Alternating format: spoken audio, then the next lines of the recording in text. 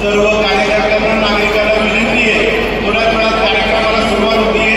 या ठिकाणी आपले लाडके आमदार रोहितदादा पवार पण आलेले आहेत, सगळे ते बाहेर उभे आणि बाजूला उभे ते सर्वांना विनंती उभं राहण्यापेक्षा खुर्च्यांवर बसून घ्या। सर्व नागरिकांना कार्यकर्त्यांना माता भगिनींना विनंती आहे की आपण खुर्च्यांवरती बसून घ्यायचं आणि ते बाहेर उभे आहेत सर्व कार्यकर्त्यांना विनंती आहे की आपण आतमध्ये येऊन खुर्च्यांवरती बसून घ्या। थोड्याच वेळात कार्यक्रमाला सुरुवात होणार आहे। या स्वाभिमानी वडगाव शिरीचा स्वाभिमानी इतिहास खऱ्या अर्थाने लिहिला गेला या महाराष्ट्राच्या मातीमध्ये, त्याचबरोबर या वडगाव शिरीच्या मातीमध्ये प्रत्येकाच्या मनामनामध्ये छत्रपती शिवाजी महाराज आणि छत्रपती संभाजी महाराजांचे विचार गुंतलेले, या विचारांच्या विषयाने त्याचबरोबर त्या विचारांना घेऊन या ठिकाणी सगळेजण जगत असतात। अरे या इथल्या माध्यमातला प्रत्येक कार्यकर्ता, राष्ट्रवादी काँग्रेस पार्टी शरदचंद्रजी पवार या पक्षाचा प्रत्येक कार्यकर्ता खऱ्या अर्थानं निष्ठेने झुंजत असतो। या निष्ठेचा प्रतीक म्हणजे या वडगाव शिरीच्या माध्यमातला प्रत्येक कार्यकर्ता। अरे हा महानिर्धार मेळावा, हा महानिर्धार मेळावा होत असताना खऱ्या अर्थानं मनाला वाटतं की आज शपथ घेऊया, अरे या वडगाव शिरीचा इतिहास घडेल, या वडगाव शिरीमध्ये इतिहास घडून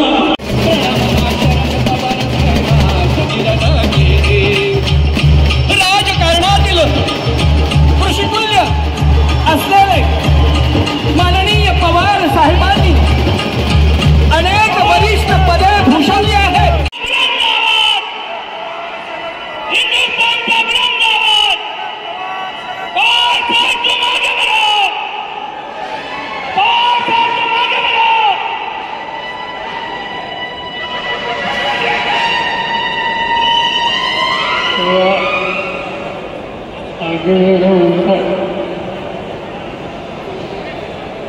अच्छा या ऐतिहासिक सभेचे अध्यक्ष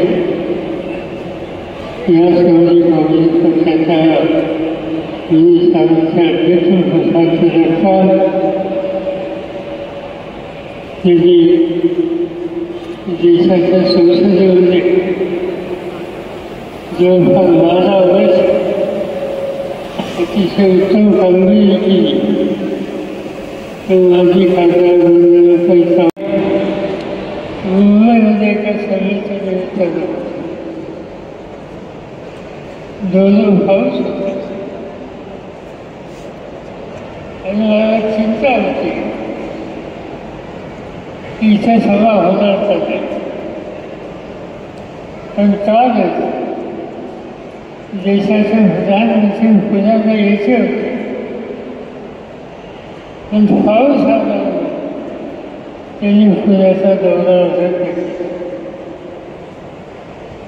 मी बापूसाहेब म्हातारे यांना कॉन्टॅक्ट केले, पण सभा होणार आहे का नाही त्यांनी सांगितलं प्रधानमंत्री येऊन नाही येऊ आमची सभा होणार आणि मोठे संकल्प होणार, पाऊस आला तरी होणार। आणि मला आनंद आहे की या ठिकाणी आल्याच्या नंतर प्रचंड संख्येने तुम्ही या ठिकाणी आलेला हे फायद्याच्या नंतर तुम्हा सगळ्यांचा अभिनंदन करणं माझा प्रशंसा होतो। आज महाराष्ट्राची निवडणूक जवळ आहे। 3 महिन्याच्या पूर्वी देशाच्या लोकसभेची निवडणूक होण्याच्या आधी देशाचे प्रधानमंत्री नरेंद्र मोदी देशामध्ये जाऊन सांगत होते 400 खाली घेणार नाही। लोकांना मोदी यांचं मुमकिन है, नामुमकिन है या मुमकिन है। जेव्हा लोकांना चिंता होती की पुन्हा एकदा मोदीचं राज्य येणार आणि तेही 400 जागा, त्या 400 जागा कशा लोक महागाई कमी करण्याचं, बेकारी कमी करण्याचं. पण मोदीला या प्रश्नामध्ये रस नसता. त्यांना या देशाच्या घटनेला डॉक्टर बाबासाहेब आंबेडकरांनी जे घटनेची चौकट झालेली आणि देशाचा कारभार या चौकशीत चालला पाहिजे हे सूत्र देशासमोर ठेवलं. ते सूत्र मोदी साहेबांच्या सरकारला उद्ध्वस्त करायचं. ते म्हणतात की असं नाही. हेगडे नावाचा त्यांचा एक मंत्री होता, लॉंगचा निवडणुकीच्या सभेमध्ये भाषण केलं की 400 जागा आम्हाला पाहिजे, तर आम्हाला देशाची घटना बसायची. त्यांचे खासदार होते राजस्थान होत्या मुलींनी त्यांनी सांगितलं की देश का संविधान बदलला हो तो मोदी साहेब 400 होते. उत्तर प्रदेशमध्ये अयोध्येच्या जवळचा त्यांचा एक खासदार होता. त्यांनी जाहीरपणात सांगितलं की आम्हाला देशाची घटना बदलायची आहे आणि त्यासाठी मोदी साहेबांना 400 जागा लागतात. माझ्यासारखे लोक अस्वस्थ होते. पण घटना बदलायचा अधिकार देण्यात येईल तर तुम्हा लोकांच्या अधिकारावर संकट आणण्याचे मोदी कधी गप्प बसले नसते. आणि म्हणून महाराष्ट्राच्या कानाकोपऱ्यामध्ये आणि देशाच्या अन्य भागामध्ये आम्ही लोक एकच राहतो. ठराव केला, मंत्रिमंडळाचा निर्णय झाला आणि काल निवडणुका जाहीर झाल्याच्या नंतर सांगितलं का?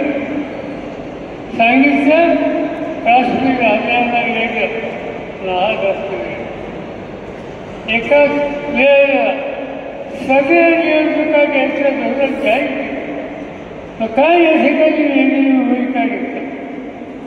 त्याचं खर्च करत असेल की लोकांना फसवाफसवीचं राजकारण आजचे जागे खर्च करतात. आज मोदी साहेब ठिकठिकाणी जातात. काल ते होते हरियाणा, त्याच्या आधी होते जम्मूवर आणि भाषण काय केलं? देशाच्या हिताची जपणूक करणं ही भूमिका सांगितली असते. तुम्ही म्हणलं असतं की आम्हाला ठीक आहे, बेकारी संघर्ष कसा सोडवणार हे त्यांनी सांगितलं असतं तर आम्ही कौतुक केलं. महागाईचा धोरण हा महागाई कशी कमी करणार हे सांगितलं असतं तर आम्ही कौतुक केलं असतं. कायदा आणि सुव्यवस्था कशी ठेवणार हे सांगितलं असतं तर आम्ही त्यांचं कौतुक केलं असतं. पण सांगितलं काय? सांगितलं या देशामध्ये 3 पिढ्या राज्यकर्ता आहेत, त्या 3 पिढ्या घालवल्या. कोणत्या 3 पिढ्या? जवाहरलाल नेहरू, इंदिरा गांधी, राजीव गांधी आणि आजच्या काळामध्ये विरोधी पक्ष नेते राहुल गांधी. या लोकांचं योगदान नाही देशात. स्वातंत्र्याच्या आधी या देशाच्या समोर एक वेगळं चित्र कसं येईल, राज्य संवेदनेच्या रक्षण कसं जातील याच्यामध्ये आम्हाला लोकांची काळजी. महाराष्ट्राचा चेहरा आम्हाला वाढला. आता शिंदे साहेबांचं राज्य, त्याच्या आधी देवेंद्र फडणवीसांचं राज्य. काय केलं यांच्या राज्य? मी स्वतः तुम्हा लोकांच्या भाषेने 4 वेळा राज्याचा मुख्यमंत्री, आमच्या अनेक सरकारी मंत्र्यांना सत्तेचा वापर राज्याचा चेहरा बदलायला करायचा असतो हे आम्ही लागतो. एकेकाळी मी ज्यावेळी लोकसभेला उभा होतो, राजावरची लोकसभा मतदारसंघात, त्यावेळेला हा भाग माझ्या मतदारसंघात 4 वेळेला लोकसभेला तुम्ही लोकांनी मला निवडून दिलं. देशाचं संरक्षण होण्याची जबाबदारी राज्यात असते. देशाचं अन्न शेती याची जबाबदारी राज्यात असते. या देशामध्ये परदेशातून धान्य आणावं लागत होतं. आज जगात लोकांनी काम केलं. छोटे कारखाने कसे होतात, IT इंडस्ट्री कशी होते. यशवंतराव चव्हाण महाराष्ट्राचे मुख्यमंत्री होते. त्या पिंपरी चिंचवडला MIDC काढली. टेम्पोचा कारखाना आणला, बजाजचा कारखाना आणला, किर्लोस्करांचे कारखाने आणले, अनेक कारखाने चव्हाणसाहेबांनी आणले आणि देशामध्ये महाराष्ट्रामध्ये पुन्हा आणि पुण्यासारखं औद्योगिकदृष्ट्या महत्त्वाचं हजारो लोकांना काम.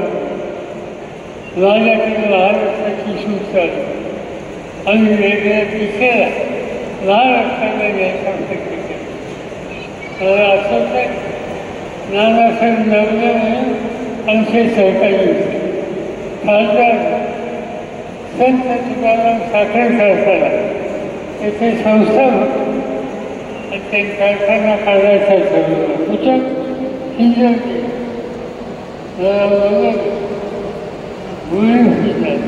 हे कळत नाही. सवय हिंजवडीचा चेहरा उडवला. 11,000 कोटीची गेली. त्या ठिकाणी जर 6 महिन्यानंतर हजारो लोकांना काम मिळालं. एक तर हिंजवडी पुण्यात आणि हिंजवडी नाही केलं. हिंजवडी केलं तेच सगळ्यांनी केलं. आज सगळ्यांच्या आजूबाजून जातं काय दिसतंय IT.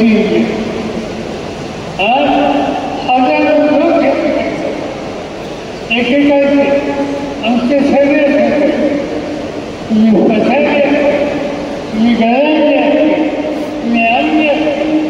या सगळ्यांचं वास्तव या भागामध्ये. आज या भागामध्ये भाजपचं नंतर IT इंडस्ट्रीमध्ये गेल्याच्यानंतर तुम्हाला मला सोलम देशाच्या काळात संसदेनं आज या ठिकाणी एक त्या क्षणाची जग श्रीलंकांपासून साधने असतो. या भागाचे 30 ते 40,000 लोक आज या ठिकाणी राहतात, कष्ट करतात. कष्ट करण्यासाठी त्यांना साधने देणं हे काम आम्ही लोकांनी करतो. आणि खराजी एवढं नाही. हा विश्वास आम्ही अनेक ठिकाणी केला. इंजिनिअरिंग केली, शासन केली. आज ती शासनाने बोललं काय राष्ट्रवादी काँग्रेस पक्षाची स्थापना ही कुणी केली? त्यामुळे हिंदुस्थानला नाही. त्या पक्षाच्या वतीने तुला संधी काम करायची अपेक्षा केली. तू सोडून गेला ठीक आहे. तुला काय बंदोबस्त करायचं लोक करते त्याची चिंता पण निदान चुकीच्या गोष्टीला भाषेवर प्रचंड मोठा अंदाज आहे. कोण काही करून म्हणलं एका इन्फोर्समेंट गाडीतलं चालविक आहे आणि सवय स्कूटरवर 2 तरुण मुलगी जात असताना त्यांना उजळलं काय. त्याच्या जागेवर त्याची हत्या काय होती.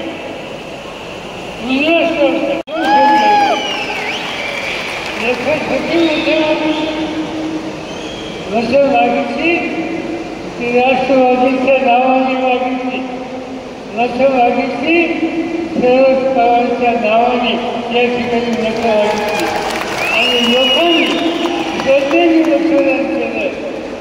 त्या श्रद्धेचं उत्तर जायचं तुम्ही या पद्धतीने ज्या लोकांना आणि ज्या कुटुंबाच्या लोकांना सत्याचा माफ करतात, चुकीच्या गोष्टी करून खरी करते, जगच्या आहार 1400 लोकांनी गाड्या चालू करतात.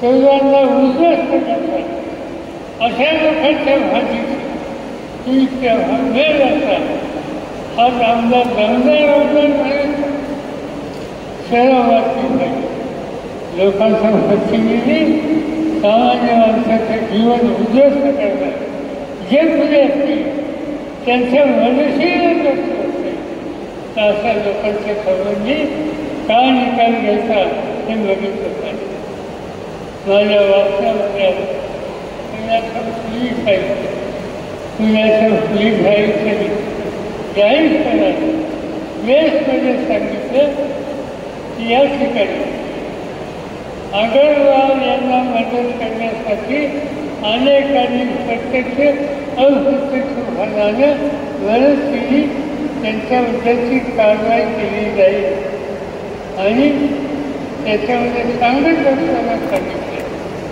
की आमदार चिडले यांचा प्रत्यक्ष आणि अप्रत्यक्ष संबंध असल्याचं या ठिकाणी कायम देखील दिसते पोलीस अधिकारी पुण्याचं पोलीस कौन्सिल हा आमदार दमदार या पद्धतीनं या चुकीच्या लोकांना खस घालतो त्यांना मदत करतो अशा लोकांनी तुमच्या पुढं पुन्हा असं वागण्याची भूमिका घेतली एक पक्ष सोडला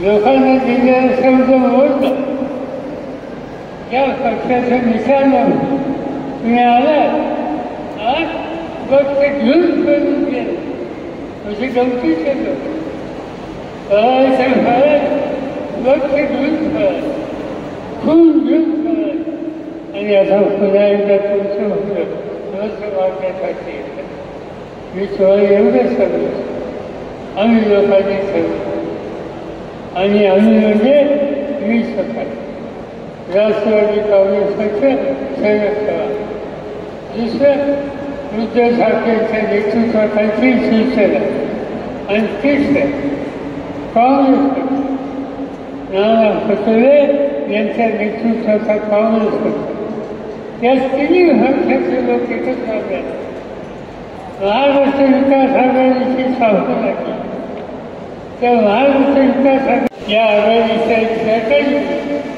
आणि काही एकीने महाराष्ट्राचे चित्र बदलण्यासाठी तुम्हा लोकांच्या समोर कार्यकर्ते समाजाचे जे जे प्रश्न असतील त्याचे मेकानिचे असतील वागायचे असतील अन्य असतील त्या सगळ्या प्रश्नाच्याकडे बाळासाहेब असतील आज हे सांगता जायचं विवेक माझी जाते ठीक आहे मुलगी जाते मी मुलगीचा भाग माझी मुलगी जाते असते की त्याच्यात काही चुकीचं नाही ती कशी काम करते 4 वर्ष तुम्ही लोकसभेला निवडून दिली आणि तुम्ही लेख लालची म्हणून असते त्याला पण आज गरज कशाची आहे आज गरज या मुलींना संरक्षण देण्याची लग्न सुद्धा प्रकार झाला त्या ठिकाणी लहान मुलींच्या अत्याचार होतात मुलींच्या अत्याचार लग्न होतं तुम्ही रोजच्या वर्षात फक्त बघा रोजच्या वर्षात कुठे नसतो मुलींच्या अत्याचार होतो या बातम्या येतात जे मुलींना संरक्षण मिळू शकत नाही त्यांचे अत्याचार सांगू शकत नाही ते काय मुलींच्या उल्लेख करतात आणि म्हणून मुलींच्या नावावर तुम्ही वरचं वागता त्यांना मदत करा तेव्हा माझी तक्रार नाही पण मुलींचं रक्षण करण्याच्या संबंधीची जबाबदारी आज राज्यकर्त्यांना सांगता येणार नाही आणि याच पद्धतीनं आमच्या आया मुलींच्याकडे बघण्याचा दृष्टिकोन आत्ताचं सरकार जर करणार असेल किंवा सगळ्यांच्या समोर शक्तीचं धरून या सरकारला त्यांची जागा दाखवणं हे ऐतिहासिक काम उद्याच्या विधानसभेच्या निवडणुकीमध्ये आम्हाला विनंती करू ही खात्री या ठिकाणी सुरुवात सगळ्यांना देतो आणि आमच्या सगळ्यांची रजा घेतो जय हिंद जय वडगाव शहरीमध्ये राहणाऱ्या नागरिकांचा आवाज ऐकायचा.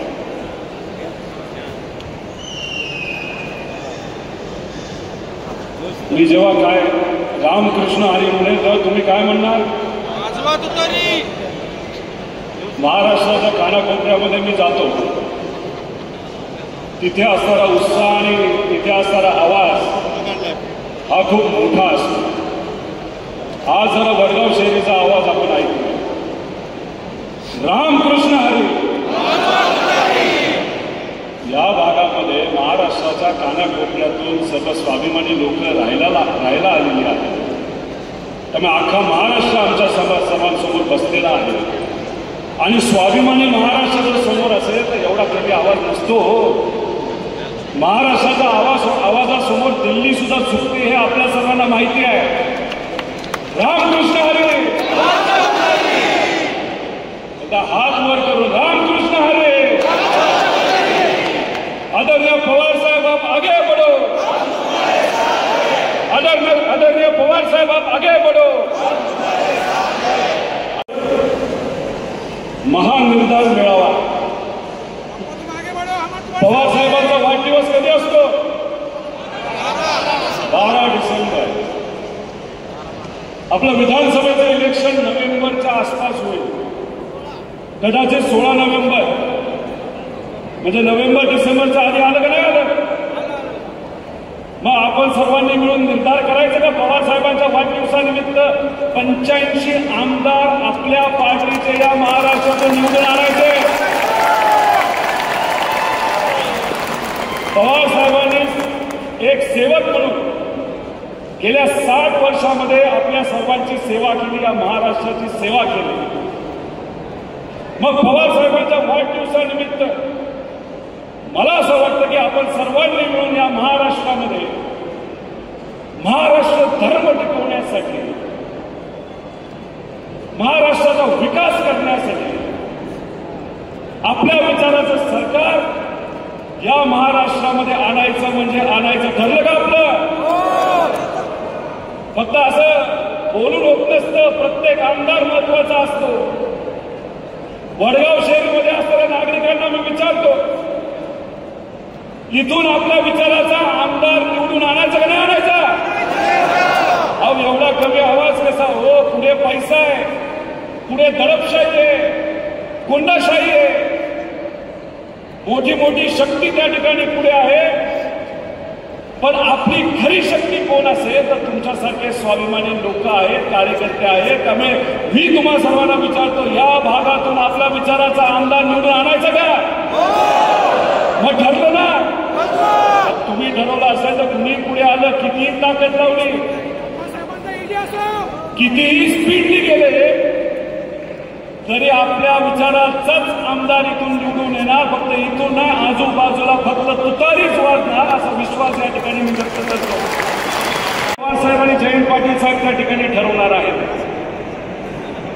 पण गेल्या अनेक वर्षामध्ये IT कंपनीमध्ये राहणारे जे काम करणारे जे लोक आहेत, इथं असणारे जे सर्व ग्रामस्थ आहेत, ओरिजिनल इथं राहणारे, कोणाचाही कुठलीही अडचण असेल तर हे कुटुंब आणि राष्ट्रवादी पवार साहेबांच्या विचारांनी चालणारे सर्व कार्यकर्ते आपल्याला मदत करत असतात. त्यामुळे साहेब योग्य असा उमेदवार इथून देतील असा आम्हा सगळ्यांना विश्वास आहे. अहो पुण्यावर आपण सर्वजण प्रेम करतो, महाराष्ट्रावर करतो, त्या देशावर करतोच. पण आता आपण सर्वजण पुण्यात आहोत. पुण्याला काय म्हणलं जायचं? Oxford of the east. शैक्षणिक संकुल, युनिव्हर्सिटी, युवा पिढी मोठ्या प्रमाणात आपल्या या शहरामध्ये पूर्वीपासून राहत आलेली आहे. स्वाभिमानी लोक इथं राहतात. पण आता जर टीव्हीवर बघितलं, पेपर वाचले तर आपल्याला काय दिसतं?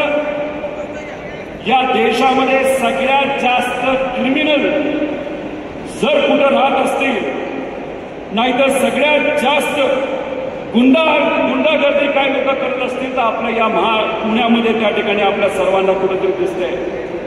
अहो क्राईम कॅपिटल झालं.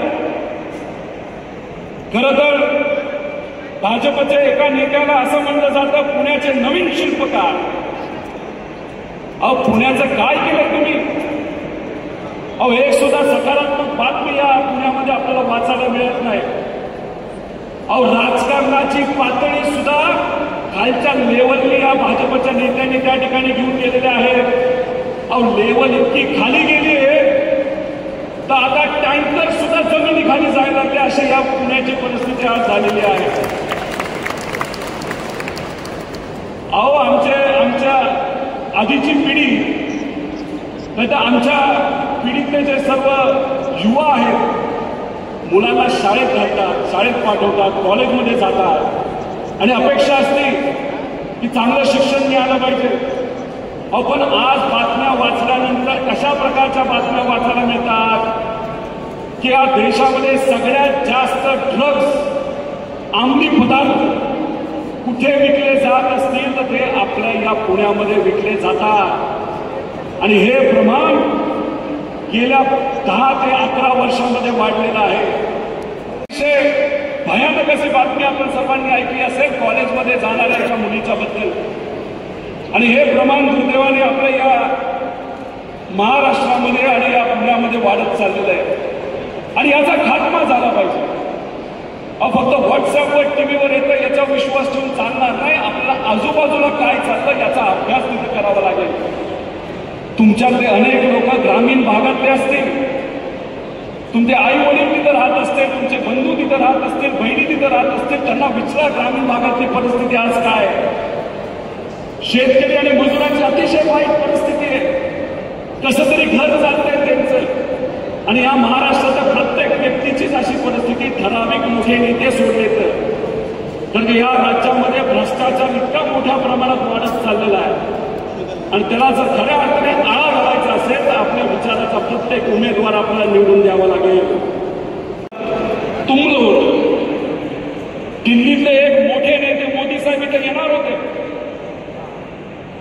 पण इथं तुंबलेलं पुणे बघितल्यानंतर ते घाबरले. लोकसभेच्या काळामध्ये याच पुण्यामध्ये येऊन भटकती आत्मा बघण्याचा आणि शोधण्याचा प्रयत्न त्यांनी केला तिथं. पण काल लोकांची अपेक्षा होती दिल्लीचे नेते मोदी साहेब इथे येतील पण ते आले नाही. इतके लोक त्यांना शोधता शोधता त्यांना शेवटी कळालं की मोदी साहेबांनी त्यांचा प्रोग्रामच कॅन्सल करून टाकला. पण इथे असणारा आपल्या सर्वांचा सह्याद्री ज्यांनी या महाराष्ट्रामध्ये गेल्या 50 वर्षामध्ये खूप प्रामाणिकपणे काम केलं, हा सह्याद्री पाऊस असो नाही तर उन्हाळा असो नाही तर दुष्काळ असो पण ह्या महाराष्ट्रातल्या लोकांसाठी उभा त्या ठिकाणी ठाकलेला आहे आणि हे आदरणीय पवार साहेब हे आपल्या सर्वांचे नेते आहेत. मी आपल्या सर्वांना विनंती करेन, मोठे मोठे पोस्टर लागले होते, कोयता गँगची सफाई ही देवेंद्र फडणवीस साहेबांनी केली. ज्या दिवशी पोस्टर लागले त्याच दिवशी तिथे 1-2 खून झालेले आपण सर्वांनी बघितले आणि हे प्रमाण दुर्दैवाने आपल्या या महाराष्ट्रामध्ये वाढत चाललेलं आहे. अहो कालचीच बातमी द्या, देवेंद्र फडणवीस साहेबांच्या ऑफिसमध्ये एका व्यक्तीने राडा घातला. देवेंद्र फडणवीस साहेबांचा जो काही नेम प्लेट ज्याच्यावर नाव लिहिलं असतं ऑफिसचं मंत्रालय आपलं काढून फेकून दिलं. मी अमित शहा साहेबांना विनंती करतो, आमच्या महाराष्ट्रातले जे होम मिनिस्टर आहे ते आज धोक्यात आहे. त्यांना Z+ सिक्युरिटी दिल्लीवरनं पोहोचवावी अशी आमच्या या होम मिनिस्टरची परिस्थिती आहे. आणि मग होम मिनिस्टरचीच अशी परिस्थिती असेल तर सामान्य लोकांचं काय करता तुम्ही? आपण गाडीत बसलो 5 किलोमीटर जायचं असेल तर आपल्याला अर्धा तास ते 1 तास तिथे लागतो. मुलांना शाळेत पाठवायचं असेल तर लवकर उठवावं लागतं, बसमध्ये बसवावं लागतं, मग पाठवावं लागतं. 1-1 तास ती मुलं शाळेत जाण्यासाठी बसमध्ये अडकून असतात. ही आज या महाराष्ट्रामध्ये असणाऱ्या सर्व लोकांची परिस्थिती आहे. गेल्या 2 वर्षामध्ये या पुण्यातून 40 मोठ्या कंपन्या निघून गेल्या आणि त्या 40 कंपनीमध्ये 20,000 लोक काम करत होते. नवीन कंपन्या तर आणल्या नाहीच पण इथं असणाऱ्या कंपन्यांना मात्र गुजरातला नेऊन गेले आणि गुजरातचे नेते जे दिल्लीत बसतात महाराष्ट्रामध्ये त्यांना सत्ता कशासाठी पाहिजे तर महाराष्ट्रात येणाऱ्या कंपन्यांना फक्त गुजरातला एक्सपोर्ट करायचं आणि महाराष्ट्रातल्या युवांनी काय तुमचं बिघडवलंय? आज मुलं इंजिनियर बनतायत, MBA बनतायत, पण हाताला नोकऱ्या नाही. आणि जेव्हा लोकसभेमध्ये आदरणीय पवार साहेब असतील, उद्धव ठाकरे साहेब असतील, राहुल गांधीजी असतील, हे सर्व एकत्रित असतील आणि तुम्ही सर्वांनी मिळून महाविकास आघाडीचे सर्वात जास्त खासदार जेव्हा या स्वाभिमानी महाराष्ट्राच्या भूमीमध्ये निवडून दिलं, हे राज्यातलं सरकार तिथं घाबरलं आणि वेगळ्या वेगळ्या योजना तिथं आणायला लागल्या. लाडकी बहीण योजनेचा आम्ही विरोध करत नाही. महाविकास आघाडी सरकार आल्यानंतर त्याची व्याप्ती कदाचित आम्ही नक्कीच वाढू, पण ती योजना बंद करणार नाही. पण त्या लाडक्या बहिणीचा जो मुलगा आहे त्याला 25-30 हजाराची नोकरी कशी लागेल यासाठी नक्कीच महाविकास आघाडीचे सर्व नेत्यांना आपलं सरकार त्या ठिकाणी प्रयत्न करेल. आणि महाविकास आघाडीचे कमीत कमी 180 आमदार हे निवडून येणार म्हणजे येणार आदरणीय पवार साहेबांच्या मार्गदर्शनाखाली. हा त्यांचा सर्वे आणि या सर्वेमध्येच अशी परिस्थिती असेल तर ते घाबरले. पुढच्या काही महिन्यांमध्ये अजून दबाव आणण्याचा प्रयत्न करते. बापूसाहेब तुम्हाला फोन येईल, बघतोच, हेच करतो तेच करतो. पण आता तुम्ही पवार साहेबांबरोबर आहात आणि पवार साहेब आजपर्यंत गेल्या 60 वर्षांमध्ये दिल्लीसोबत कधी चुकले नाही. आता आपल्याला सुद्धा चुकायचं नाही, कारण आपण सर्वजण स्वाभिमानी आहोत. अहो काल परवा अमित शाह साहेब संभाजीनगरमध्ये आले आणि काय म्हणाले? मराठा समाजाचा तिथं आंदोलन चाललंय, OBC समाजाचं आंदोलन चाललंय, तिथं धनगर समाजाचं आंदोलन चाललंय आणि शाह साहेब या स्वाभिमानी महाराष्ट्रामध्ये येऊन काय म्हणतात? हे असले छोटे मोठे आंदोलन आम्ही गुजरातला असंच पायाखाली त्या ठिकाणी तुडवतो. अहो शाह साहेब तुम्हाला गुजरातची सवय असेल, महाराष्ट्रातले स्वाभिमानी लोक तुम्हाला कळले नसतील आणि कदाचित छोटासा ट्रेलर इथं असलेल्या स्वाभिमानी लोकांनी लोकसभेमध्ये तुम्हाला दाखवून दिलाय आणि खरा पिक्चर तुम्हाला या विधानसभेमध्ये हे सर्व लोक तुम्हाला दाखवून देतील. सरकारमध्ये एक सर्वे केला, त्या सर्वेमध्ये दरडोई उत्पन्न जे असतं म्हणजे तुम्ही कुटुंबासाठी कमवणारा जो पैसा आहे, पूर्वी जो कमवत होता आणि आत्ता जो कमवत आहात आणि जो खर्च वाढवलेला आहे, आपल्या महाराष्ट्राचं सगळ्यात जास्त नुकसान झालंय आणि गुजरात हा कुठेतरी पुढे गेलेला आहे. म्हणून मी तुम्हाला सर्वांना सांगतो, भाजपला या राज्यामध्ये सरकार कशासाठी पाहिजे? फक्त गुजरातच्या नेत्यांना खुश करण्यासाठी आणि आपल्याला मागे नेण्यासाठी. त्यामुळे निर्णय आपल्या सर्वांना घ्यायचा आहे की आपल्याला महाराष्ट्रासाठी लढायचं का गुजरातसाठी लढायचं. आणि मी तुमच्या सर्वांकडे बघून आत्मविश्वासाने सांगतो, इथे असणारा प्रत्येक स्वाभिमानी कार्यकर्ता, इथे असणारा तुमच्यासारखा प्रत्येक नागरिक मनामध्ये फक्त महाराष्ट्र धर्मामध्ये मनामध्ये घेऊन चाललेला आहे आणि महाराष्ट्रासाठी आपल्या सर्वांना तिथे लढायचंय. त्यांचं सरकार आलं तर त्या तिघांची अपेक्षा की 3 मुख्यमंत्री आपल्या राज्याला मिळावं, असं यांची परिस्थिती आहे. अहो दिल्लीत जातात तेव्हा चर्चा करतात कुठल्या जिल्ह्याचं कोण पालकमंत्री, दिल्लीत जातात कोणाला किती सीट मिळणार, दिल्लीत जातात कोणाला कुठलं पद मिळणार, दिल्लीत जातात नाराजगी व्यक्त करायला. म्हणजे जे काय करायचं दिल्ली दिल्ली दिल्ली. अहो महाराष्ट्राला तुम्ही विसरलाय. महाराष्ट्र कधी दिल्लीकडे बघून मतदान करत नाही. महाराष्ट्र फक्त महाराष्ट्रातल्या लोकांकडे शिवशाहू फुले आंबेडकरांच्या विचाराकडे बघून त्या ठिकाणी मतदान करतं. पण दिल्लीत जाऊन तुम्ही तुमच्यासाठी भरपूर मागितलं. तुम्ही विकास तिथे म्हणताय. अहो तुमचा व्यक्तिगत विकास झाला असेल, पण सामान्य लोकांच्या विकासाचं काय? इथल्या शेतकऱ्यासाठी तुम्ही काय मागितलं? इथल्या युवासाठी काय मागितलं? इथल्या आमच्या माता भगिनींसाठी काय मागितलं? त्यामुळे ह्यांना काय पडले? त्यांना फक्त सत्ता कशासाठी पाहिजे? तर भ्रष्टाचारासाठी पाहिजे. अहो मी छोटंसं तुम्हाला फक्त उदाहरण देतो, माझं भाषण संपवतो. रिंग रोडबद्दल चर्चा तुम्ही सर्वांनी ऐकली असेल. मी त्याचा विरोध करत नाही, चांगली गोष्ट आहे. अहो पुणे रिंग रोडमध्ये 136 किलोमीटरचा हा रोड आहे आणि किती रुपये खर्च करणार आहे? 22,797. पण याची एस्टिमेटेड कॉस्ट त्या विभागाने किती रुपये काढली आहे? 16,618. म्हणजे याच्यामध्ये मलिदा किती आहे? 6,180 कोटी. म्हणजे 40% एस्टिमेटेड कॉस्ट पेक्षा जास्त टेंडर यांनी काढलं. 6,000 रुपये या सरकारच्या सर्व नेत्यांनी गिळले आणि तो पैसा कशासाठी वापरणार आहे? तर पुण्याच्या इलेक्शनसाठी हा पैसा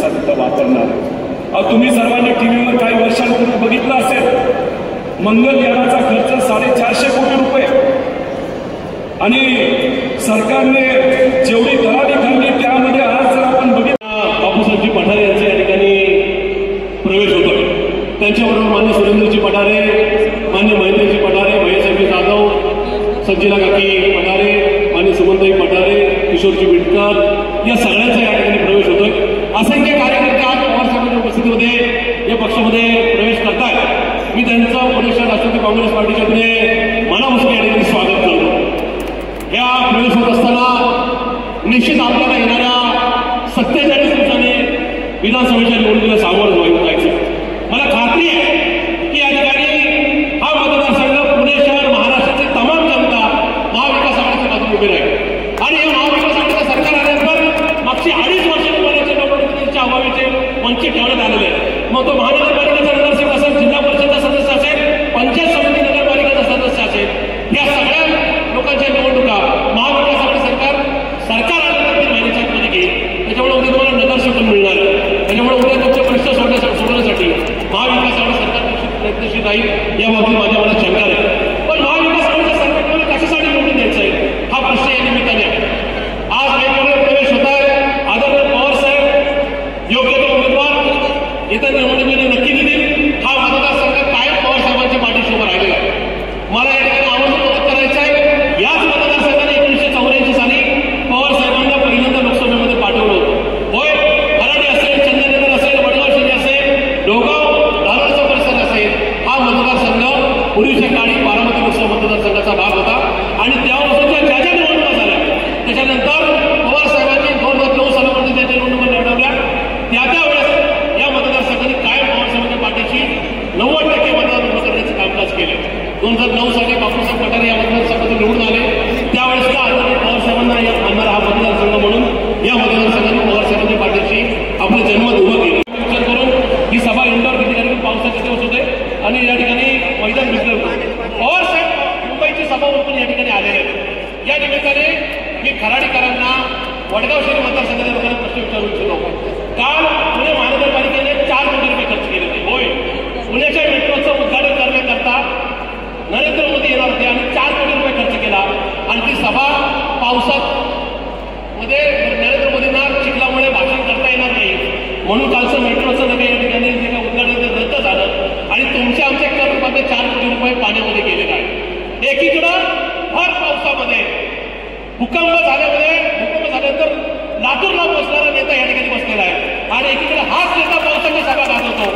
तुम्हाला ठरवायचं आहे की या ठिकाणी 4 कोटी रुपये खर्च करून सभा रद्द करणारा पंतप्रधानांचा पक्ष निवडायचा का या ठिकाणी किल्लारीचा भूकंप झाल्यानंतर भर पावसात बसणारा आणि आजही भर पावसाची सभा गाजवणारा नेता तुम्हाला निवडायचा आहे. हे तुम्ही ठरवायचं आहे.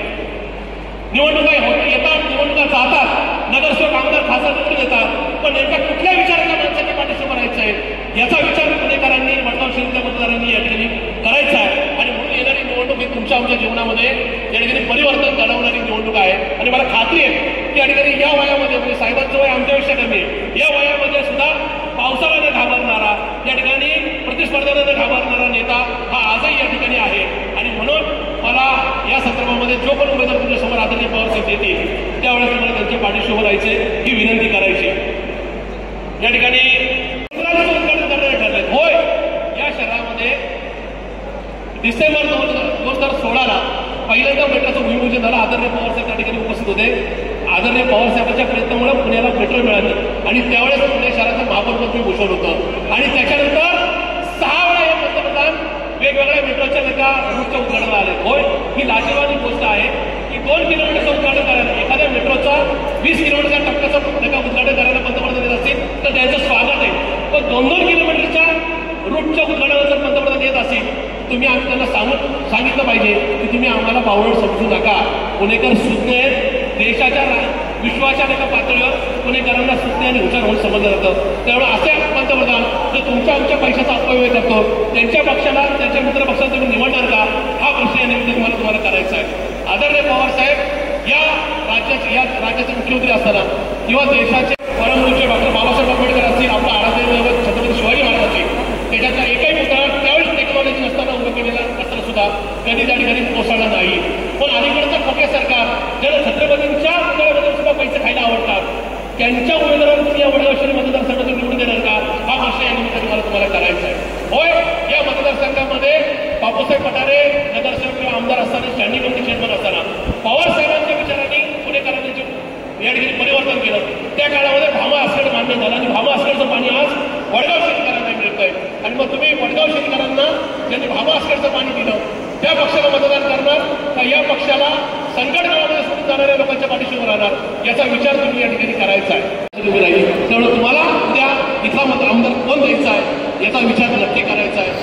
गोष्टी या ठिकाणी सांगण्यासारख्या आहेत. पण एक नक्की आहे की आज बापूसाहेब येत आहेत. बापूसाहेब काही गैरसमजामुळे बाहेर गेले होते, ते आमचे जुने सहकारी आहेत. त्याच्यामुळे येणाऱ्या काळामध्ये हे सगळे कुटुंब पुन्हा एकदा एकत्रित येत आहे. म्हणजे राष्ट्रवादी एकत्र कुटुंब आहे आणि ते कुटुंब एकत्रित येत असताना वडगाव शेरीकर जे काय मागच्या 84 सालापासूनच्या निवडणुकीपासून आदरणीय पवारसाहेबांच्या पाठीशी उभे राहिले, तेच वडगाव शेरीकर मतदार बंधू भगिनी येणाऱ्या विधानसभेला आणि नंतरच्या महानगरपालिकेच्या निवडणुकीमध्ये सुद्धा पवारसाहेबांच्या पक्षाचीच तुतारी वाजवतील अशी आशा आणि खात्री बाळगून आपली नजर घेतो. धन्यवाद.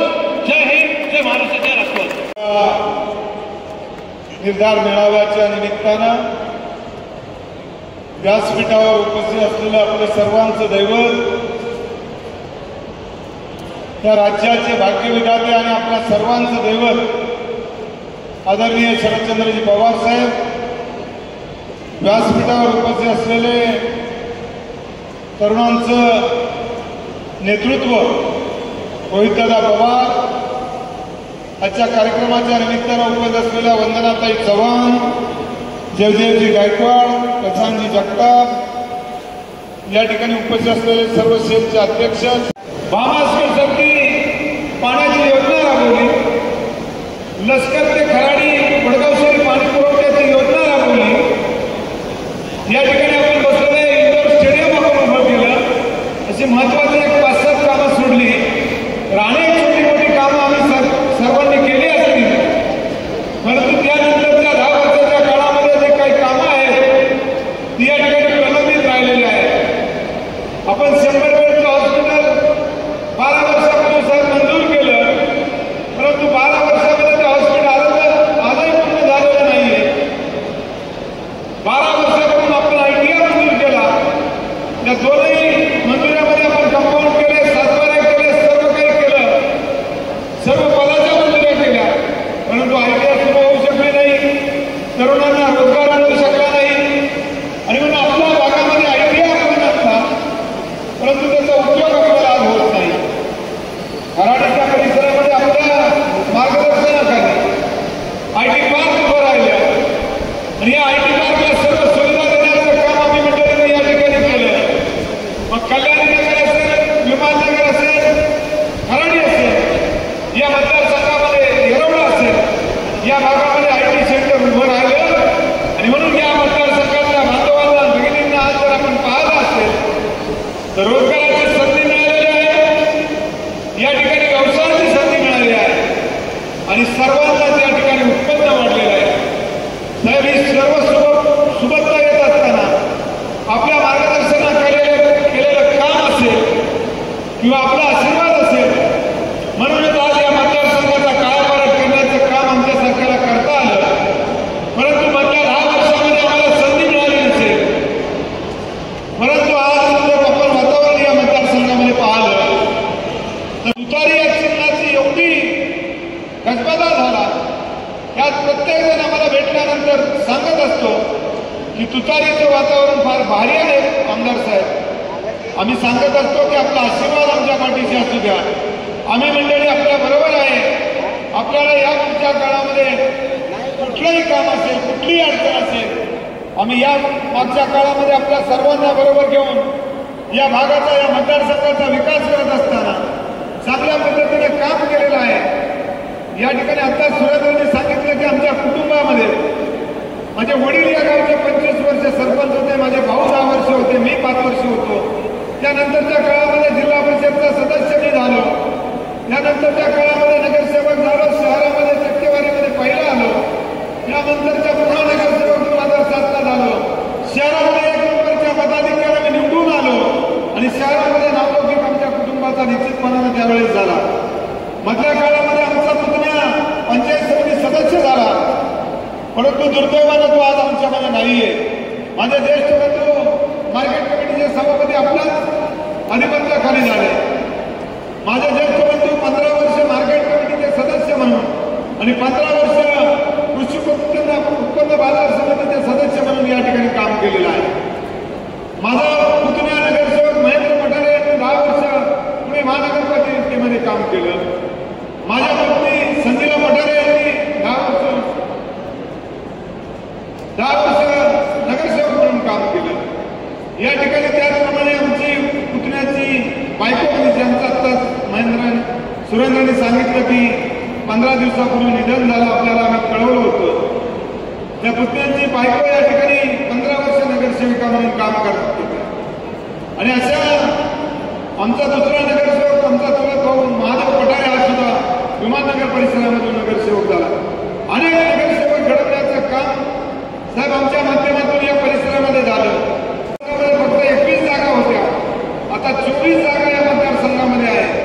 कायम सातत्यानं आम्ही सत्तेवर असताना 12-14 जागा आम्ही आणत राहिलो, परंतु मधल्या 10 वर्षामध्ये आम्ही सत्तेवर नव्हतो आणि म्हणून आपल्या कुठेतरी 4-5 जागाच या ठिकाणी येऊ शकल्या. परंतु यावेळेस आम्ही 100% आपल्याला खात्री देऊ इच्छितो की पुणे महानगरपालिकेमध्ये पवार साहेबांच्या नेतृत्वाखाली सत्ता आणल्याशिवाय आम्ही राहणार नाही. आणि पुणे महानगरपालिकेच्या सत्ता आणत असताना आमच्या नगरसेवकांना या ठिकाणी निश्चितपणानं निवडून आणण्याचं काम आम्ही सर्व मंडळी करू. आणि पुणे महानगरपालिकेमध्ये आपली सत्ता आली की साहेब आपल्याला सर्व काही कामं करण्यामध्ये सुलभता येईल. आपल्या नेतृत्वाखाली निश्चितपणानं या मतदारसंघामध्ये नाही तर संपूर्ण शहरामध्ये वातावरण बदललेलं आहे. या ठिकाणी आघाडीच्या बाजूने सर्व वातावरण झालेलं आहे. आणि म्हणून आपण ज्या पद्धतीनं सूचना द्याल त्या पद्धतीनं आमचे सर्वजण कामं करतील. या मतदारसंघामधून आपल्या विचाराचा अंदाज निवडून देण्याचं काम तमाम जनता करेल एवढंच या निमित्तानं सांगतो. साहेब आपण खराडीला आला, आपलं पुन्हा एकदा मनापासून स्वागत करतो, धन्यवाद देतो. आणि आपण सर्वजण आला याबद्दल आपल्या सर्व बंधू भगिनींना सुद्धा धन्यवाद देतो आणि या ठिकाणी थांबतो. जय हिंद, जय महाराष्ट्र. येरवडा, विश्रांतवाडी, कळस असा भाग येतो आणि मध्यमवर्गीय या ठिकाणी आपल्याला राहायला मिळतात. असे पाहायला मिळतात चंदननगर, वडगाव शिरी असेल आणि विच्छेदगृह सोसायटी, ज्याच्यामध्ये कल्याणी नगर आणि विमाननगर असा हा आमचा मतदारसंघ आहे. आपल्या सगळ्यांचं भाग्य याच्यासाठी की आपल्या भागाचं नेतृत्व साहेबांनी खासदार म्हणून अनेक वर्ष या ठिकाणी केलेलं आहे. या भागाचा समतोल ठेवत असताना अनेक वेगळ्या घटकांना सोबत घेऊन जाणे, साहेबांना भेटण्याचा योग आला. आणि साहेबांशी चर्चा करत असताना साहेबांनी पहिल्यांदा विचारलं, बा तुझं शिक्षण काय? आणि शिक्षण सांगत असताना मी सांगितलं की साहेब मी इंजिनिअरिंग केलं, पुणे गव्हर्नमेंट कॉलेज ऑफ इंजिनिअरिंगचा मी स्टुडंट आहे. आणि साहेब थोड्या वेळ शांत बसून मला म्हटले मी इथे काय करतो? आणि साहेबांनी असा प्रश्न माझ्याकडे टाकल्यामुळे मी थोडा गडबडून गेलो आणि 2 मिनिटं शांत बसले. ठीक आहे राहू दे म्हटले, व्यवसाय वगैरे काय करू? आणि व्यवसायाच्या सगळ्या गोष्टी साहेबांना सांगितल्यानंतर मला परत त्यांनी एक प्रश्न केला की एवढं उच्च शिक्षण घेतलेलं असताना, गव्हर्नमेंट इंजिनिअरिंगचा स्टुडंट असताना या भानगडीत का पडतो? परदेशात जा, व्यवसाय वाढव. परंतु साहेबांना सांगायचं आहे की राजकारण, समाजकारण आमच्या DNA मध्ये असल्यामुळे या ठिकाणी ती ओढ मला काही इथे थांबू शकली नाही. ह्याच गावाचा कायापालट होताना जन्मापासून पाहिला आहे.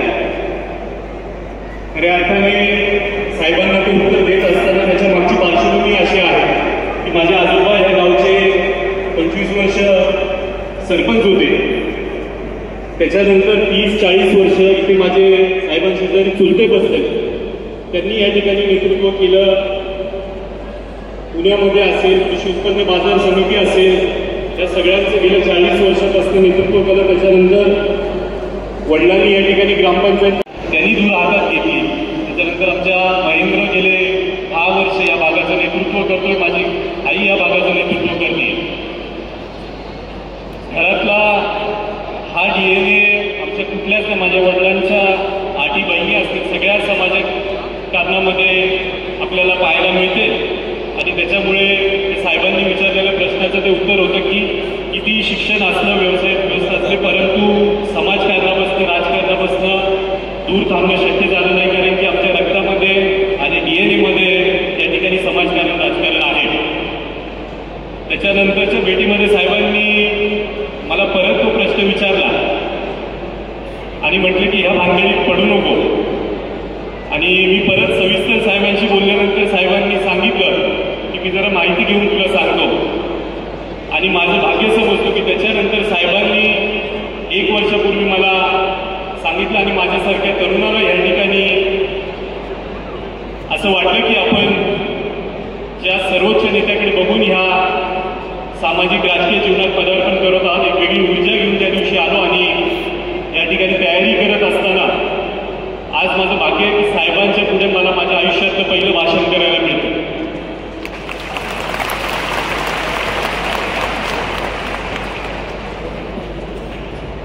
साहेबांच्या राजकीय सुरुवात लग्नापासून आपण पाहतो की त्यांनी तरुणांना किती वाव दिलेला आहे. ज्या तरुणांना त्यांनी संधी 1990 साली दिली त्या सगळ्या तरुण त्यांच्या सहकार्याने महाराष्ट्राचं पुढे 30 वर्ष मंत्री म्हणून नेतृत्व केलं आणि ही भूमिका तरुणांना संधी द्यायची इतर कुठल्याही नेत्यापेक्षा आपल्याला साहेबांमध्ये जास्त मिळत मिळते. त्यामुळे ह्या प्रेरणेतून या ठिकाणी कलाकाराने साहेबांच्या नेतृत्वावर विश्वास ठेवून या ठिकाणी मी वाटचाल करण्याचं ठरवलं. या ठिकाणी माझ्यानंतर अनेक गोष्टी या ठिकाणी असणाऱ्या सर्व जनसमुदायाचे पक्षाच्या वतीनं उपस्थित असणाऱ्या सर्व नेते मंडळींच्या वतीनं आपण वेळाचोळे काढून या ठिकाणी उपस्थित राहिला त्याबद्दल खूप खूप आभार मानतो आणि या ठिकाणी टाकतो. जय जय महाराष्ट्र. धन्यवाद. यानंतर वडगाव शहर जोरदार टाळ्या वाजून आपण सर्वजण या प्रकाशन सोहळ्याला साथ द्या. कार्य अहवालाचं प्रकाशन आपल्या सर्वांच्या वतीनं देशाचे नेते आदरणीय श्रीधरजी पवार साहेबांच्या हस्ते या ठिकाणी होते. जोरदार टाळ्या वाजून आपण या प्रकाशन सोहळ्याला साथ द्या.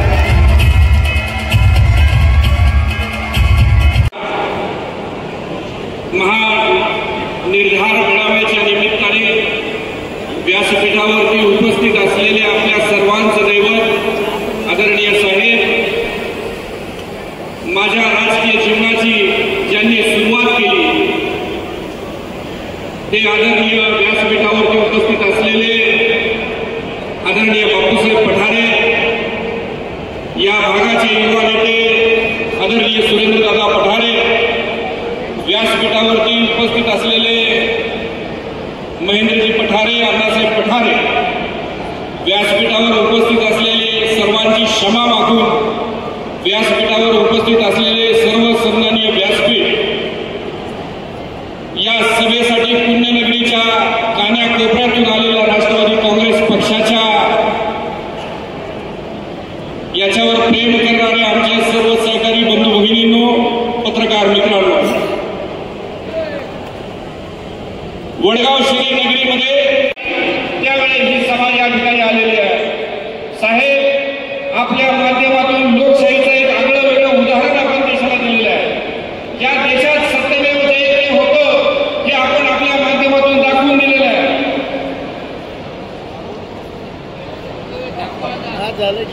मला साहेब फक्त या सभेमध्ये एकच सांगायचं आहे, 2019 साली माननीय बापूसाहेब पठारेंनी राष्ट्रवादी काँग्रेस पक्षाच्या माध्यमातून माझ्यासारख्या एका मागासवर्गीय माणसाला या वडगाव शहरी विधानसभेमध्ये खराडीमध्ये राष्ट्रवादी काँग्रेस पक्षाचं तिकीट दिलं आणि एका माजी न्यायाधीशाला राजकारणाची समाजकारणाची काही माहिती नसताना बापूसाहेब पठारे यांनी राष्ट्रवादी काँग्रेस पक्षाच्या माध्यमातून मला नगरसेवक म्हणून काम करण्याची या ठिकाणी संधी दिली.